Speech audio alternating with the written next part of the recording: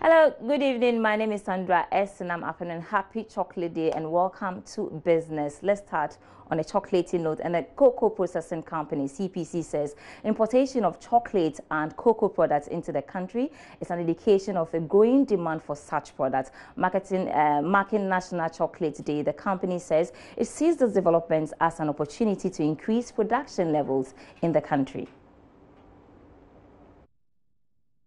According to a report, in spite of being the second largest grower of cocoa in the world, Ghana spends an average of $45 million or 216 million cedis annually to import chocolate and other cocoa products for special occasions like Vals Day. In an exclusive interview with Joy Business, marketing manager of CPC, Nanajiman Ansong, disclosed that the company is undergoing a huge investment drive to meet demand. He disclosed that the CPC is working hard to make Ghana the cocoa hub of the world.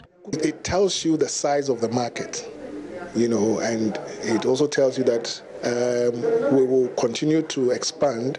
If you care to know, we've introduced new products to just grow, to meet more of the needs. We have the Heritage brand, which were newly launched recently. On the issue of pricing of cocoa products, he explained that they will be developing new products that will be affordable to all. In a related development, the company has been reinstated on the Ghana Stock Exchange after it faced some challenges last year. Eben Sabote's report for Joy Business.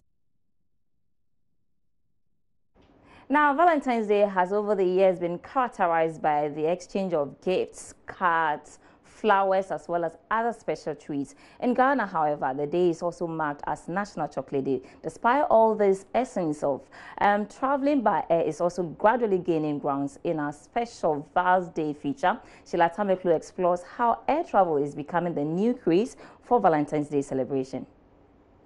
Tryna get away, yeah. Imagine having your wedding ceremony at 30,000 feet above sea level in an airplane with a special person, or maybe spending some cozy time on an island somewhere, or simply enjoying the special day at a new destination with your partner. Well, these are among the Valentine's Day bouquets this year for travel lovers. Some airlines and travel agencies are offering huge discounts of up to 60% on air tickets and travel packages to stir up the market this season of love. The new development, according to the country manager for ASKY, has led to an increase in demand for tickets and hence stirred up an appetite for air travel. What we have done is you buy in 2 tickets, you pay for one, and then the second one you get a 60% discount. Okay, so what it means is that you only pay 40% of the fare that you have paid for the first one. The objective is to get people to travel together within this period. Adam is also the sales manager for Sunseekers Travel and Tours and also comments on this new trend. Currently in Ghana, we are moving away from the regulars of having people buying chocolates, buying dresses, or probably taking their partners for dinners and all that. Ghanaians are beginning to understand the need to have an experience that you'd want to always, think about and always look back to. So how do Ghanaians feel about the whole concept of traveling to mark Valentine's Day? The chocolate is there every day, so you can always have chocolate. But just one day in a year, an occasion to show somebody that, hey, I appreciate everything that you do, and let's use this day as a token of our love. And then you can travel outside. Over time, chocolate, dinner, and has been the norm.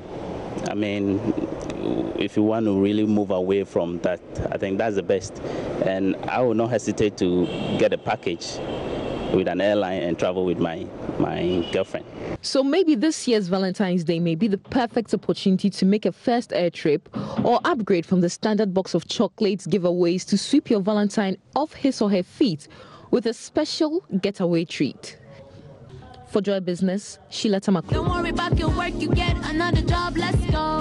Let's go. On that note, I want to wish all of you a happy Val's Day. To other stories now, the Ghana Civil Aviation has been responding to allegations of extortion of money from passengers at the Kotoka International Airport. A statement signed by Director General of the Ghana Aviation Authority, Simon Alote, states, and I read that the attention of the Ghana Aviation Authority has been drawn to allegations of extortions by uniformed personnel working at the Kotoka International Airport. Such practices are highly unprofessional, unethical, and unacceptable. The authority has set up a task force to investigate the matter, and in the same vein has requested the Ghana Airport Company Limited to put measures in place to curb such practices.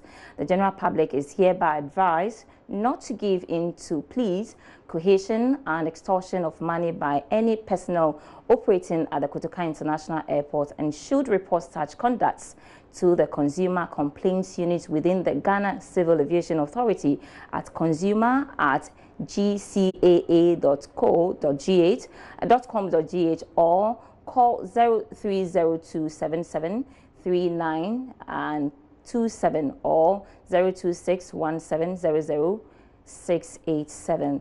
The Aviation Authority will continue to ensure that passengers are not harassed and will sanction any person or group of persons found to engage in such acts at the airports to tarnish the image of the country.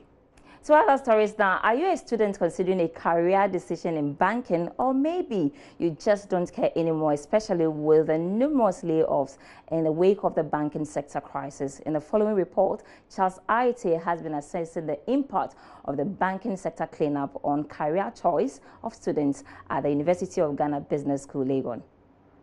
Ghana's banking industry has witnessed several challenges leading to the recent banking sector cleanup by the central bank. But unfortunately, the cleanup has left the industry scarred by massive layoffs and total shutdowns of some troubling banks. It's time for lectures here at the University of Ghana Business School. Some of these students hope to land great job offers in the banking sector after the completion of their courses. Things have, however, changed since the banking sector cleanup by the Bank of Ghana.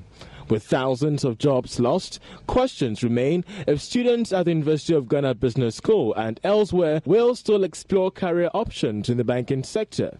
Standing just a few meters away from the business school, I engaged in a chat with these students from the University of Ghana Business School. It doesn't worry me. I rather believe in a strengthened banking industry. The challenges are going to be just temporary because the banks are now trying to find their feet, the new banks, the newly merged banks too. They are trying to find their feet. So, of course, it's going to come with some level of layoff and the rest. But then 2 to 3 years down the line, we are looking at the bank now being well equipped. And I take it as a personal development challenge. So if I know I want to go into banking now, looking at the situation we have currently in Ghana, it means I have to fortify myself better. Because I know there are corporate governance issues, so I can't just go into the banking sector and do anything. So before I can do banking, I have to fortify myself. And I believe as intellectuals, that's what we are looking at. I was wondering why my friends were still going for banking and finance, because that was the time that the banks were facing the crisis. Yes. But I got to realize that you actually look at what is wrong in the market and then you go there to fix it. You prepare yourself to go and fix it. So far, 1,700 employees in the banking sector have lost their jobs. Out of the number, 700 are mobile bankers of now defunct Beige Bank, while 1,000 were former employees of the Royal Bank, the Construction Bank, Unibank and Sovereign Bank. Lord Mensah is an economist and senior lecturer at the Finance Department of the Business School at the University of Ghana. He believes the banking sector cleanup gives way for more innovation. He says prospective workers must rather diversify their skills to remain relevant. At the end of the day, whilst you are in the banking sector, for instance, you can look at other things in addition. I know people are in banking and they still do farms and all those. So if they are hard hit by the banking sector job, definitely they find themselves doing something else. Based on the interactions that I had with students of the University of Ghana Business School, it's quite clear that innovation, that of being daring and persevering, could be the secret in surviving in Ghana's already troubled banking sector. For Joy Business, I'm Charles Aite reporting. The Ghana cedi continues to weaken against major trading currencies, especially the US dollar. Is it about time the country considers alternative currencies? Well, Philip Namfuri will be here for all those analysis when I return for more business news.